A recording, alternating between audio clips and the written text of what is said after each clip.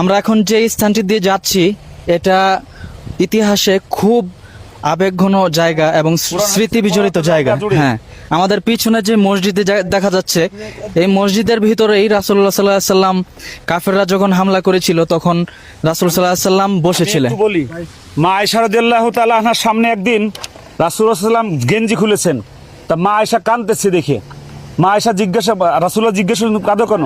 বলছে ইয়া রাসূলুল্লাহ, আপনার বসন্ত হয়েছিল অনেক, সেই দাগ এখনো আছে। তখন রাসূলুল্লাহ চোখ দিয়ে অজর দ্বারা পানি ঝরা শুরু হলো। রাসূলুল্লাহ বলেন, আয়েশা, আমার এটা কোনো বসন্তের কোনো দাগ নয়। আমি তায়েফে আল্লাহর দিনের দাওয়াত দিতে গেলে আমাকে যে পাথরের আঘাত করেছিল সেই আঘাতের দাগ এখনো আমার শরীরে আছে। ঠিক সেই জায়গাটা যেখানে রাসূলুল্লাহ এসে বসছিলেন, এই জায়গাটা আজকে আমি দেখছি, আমরা দেখছি, দেখে আমাদের কলিজা শীতল হয়েছে। আলহামদুলিল্লাহ সুম্মা আলহামদুলিল্লাহ। আল্লাহ রাসূল সাল্লামের যেই ধৈর্য, যেই মানে রাসূলুল্লাহর যেই নম্রতা, যেই ভদ্রতা, রাসূলুল্লাহ যে মাফ করার যেই গুণ, এই মাফ করার গুণ যেন আল্লাহ রাব্বুল আলামিন আমাদের মধ্যে এনে দেন।